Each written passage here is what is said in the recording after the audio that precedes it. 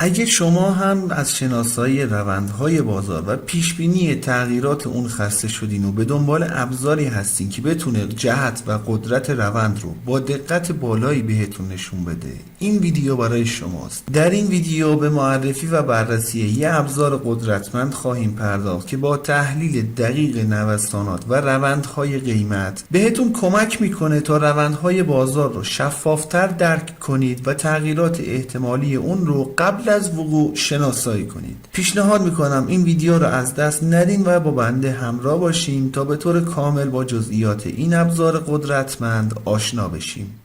سلام، من علیرضا هستم و به گلدن تریدینگ سیستم خیلی خوش اومدین. اندیکاتوری که در تصویر مشاهده میکنید یه ابزار پیشرفته دنبال کننده روند هست که از تکنیک های ریاضی پیشرفته استفاده میکنه. این اندیکاتور حرکات قیمت رو به دو بخش روند و نوسانات اطراف اون تقسیم میکنه. برخلاف اندیکاتورهای معمولی این مدل فرض میکنه که قیمت تحت تاثیر دو عامل پنهان قرار داره. اولی روند بلند مدت و دومی نوسانات محلی اطراف این روند. حالا از طریق یه فرایند دینامیک به نام پیشبینی و بروز رسانی با اضافه شدن فیلتر کالمن به طور تطبیقی این اجزا رو از هم جدا کرده و نمای واضح‌تری از جهت و قدرت روند بازار رو استخراج میکنه. در کل نحوه عمل کرده اندیکاتور بسیار پیچیده هست و از چندین فیلتر استفاده میکنه. اون مواردی که فکر میکنم به دردتون میخوره رو در ادامه ویدیو که خواستیم به قسمت تنظیمات اندیکاتور بپردازیم توضیحات بیشتری رو دربارش بهتون خواهم داد. و اما در نهایت اندیکاتور یه جزء اصلی داره که بهش کالمن ترند استرنگث لاین گفته میشه و بالاتر و پایینتر از لول 0 نوسان میکنه. هنگامی که این خط بالاتر از لول 0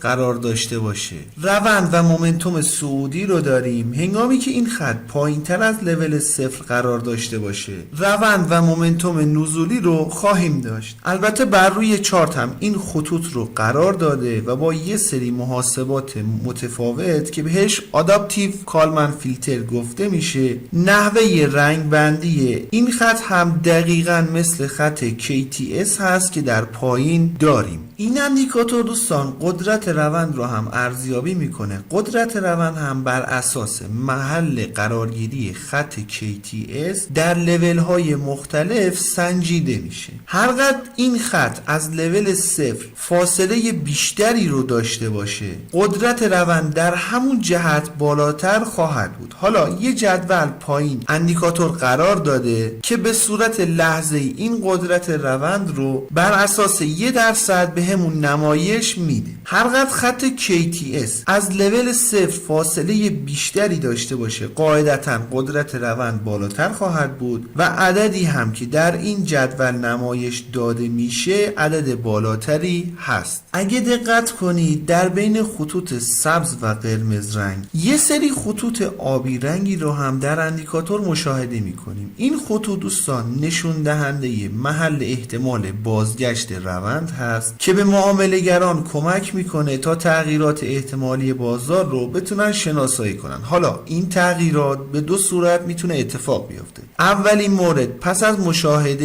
این خطوط آبی رنگ روند تغییر پیدا میکنه. مورد دوم این خطوط آبی رنگ نشون دهنده یه توقف یا پول بک در جهت روند هست. بعدش دوباره موج جدید آغاز میشه و قیمت در جهت روند قبلی خودش حرکتش رو انجام میده. این خطوط آبی رنگ دیدگاه های خیلی خوبی رو میتونه بهتون بده. پیشنهاد میکنم که توجه ویژه‌ای بهش داشته باشین.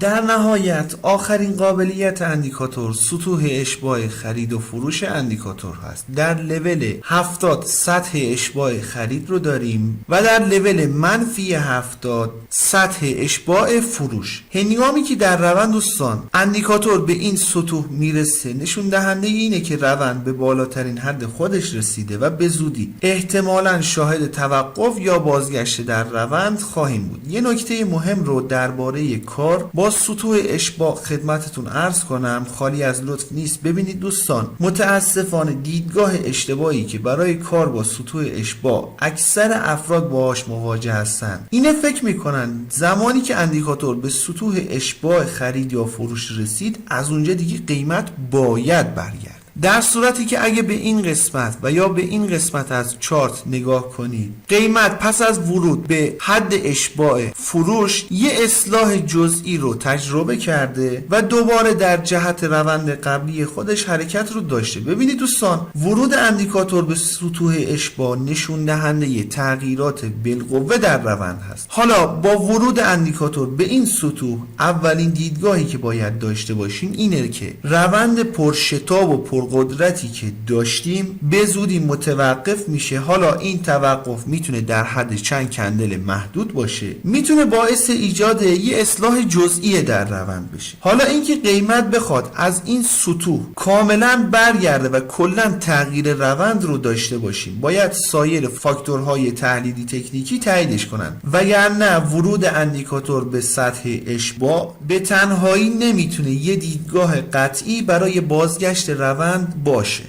برای انداختن اندیکاتور روی چارت باید وارد سربرگ ایندیکیتورز بشیم. در تب سرچ بار عبارت آداپتیو کالمن فیلتر ترند استرینگ آسیلیتور رو وارد کنیم. این اندیکاتور هست که توسط زایرمن طراحی شده. این اندیکاتور دوستان حدوداً یک روز قبل از زمان ضبط ویدیو معرفی شده و در همین مدت زمان کوتاه حدود 536 نفر دارن از اندیکاتور استفاده میکنن که نشون دهنده پتانسیل و قابلیت های بالای اندیکاتور هست. قبل از اینکه بخوایم به قسمت تنظیمات اندیکاتور بپردازیم، میخوام ازتون درخواست کنم که اگر فکر میکنید اندیکاتور یا ویدیو مناسب هست، لطفاً ویدیو رو لایک کنید. اگرم میخواین با جدیدترین ابزارها آشنا بشین و نحوه کار باهاشون رو یاد بگیرین، پیشنهاد میکنم کانال خودتون، کانال گلدن تریدینگ سیستم رو سابسکرایب کنید و علامت زنگوله رو هم بزنید تا به محض انتشار ویدیوی جدید بهتون اطلاع داده بشه. بسیار خوب، در گزینه اول دوستان، در واقع عدم قطعیت در داده های قیمت که مشاهده میشه رو این گزینه تنظیم میکنه. افزایش این عدد باعث میشه فیلتر بیشتر به داده های گذشته متکی بشه و نتیجهش فیلتری روانتر ولی یه مقدار با واکنش پذیری کمتری خواهد شد. مقادیر پایینتر باعث میشه فیلتر به تغییرات قیمت واکنش پذیرتر بشه و کوچکترین نوسانات قیمت رو هم اندیکاتور در نظر میگیره. گزینه OSC Smoothness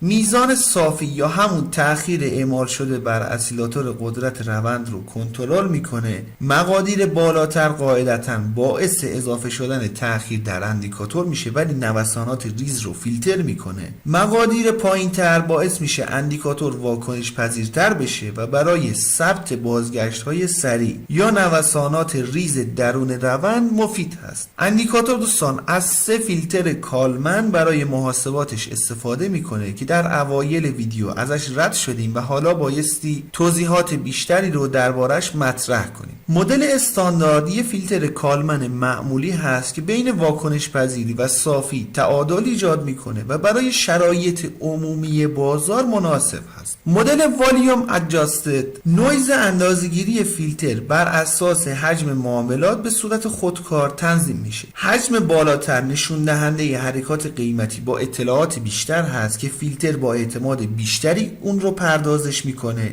در مقابل حرکات با حجم کم به عنوان حرکات با اطلاعات کمتر در نظر گرفته میشه که باعث میشه فیلتر در دوره‌های کم فعالیت مقاومتر عمل کنه. در نهایت مدل پارکینسون ادجاستد نویز اندازه‌گیری رو بر اساس نوسانات قیمت تنظیم میکنه و از محدوده بالاترین و پایینترین قیمت برای تعیین حساسیت فیلتر استفاده میکنه. این مدل برای بازارهایی که نوسانات بالایی دارن ایدئال است. در کل نحوه عمل کرده اندیکاتور بسیار پیچیده هست ولی با این توضیحات فکر میکنم با توجه به نمادی که کار میکنید بهتر میتونید نوع فیلتر کالمن که با نوسانات قیمت سازگار هست رو انتخاب کنید. گزینه ترند لوک بک تعیین میکنید که برای محاسبه قدرت روند تا چه حد به گذشته اندیکاتور نگاه کنه که حساسیت اندیکاتور به تغییرات قدرت روند رو تحت تاثیر قرار میده. مقادیر کمتر اندیکاتور رو نسبت به نوسانات اخیر واکنش پذیرتر میکنه، در حالی که مقادیر بالاتر خوانش نرمتری رو ارائه میده. در نهایت گزینه استرند اسموتنس میزان صافی اعمال شده بر قدرت روند رو تنظیم میکنه. مقادیر بالاتر باعث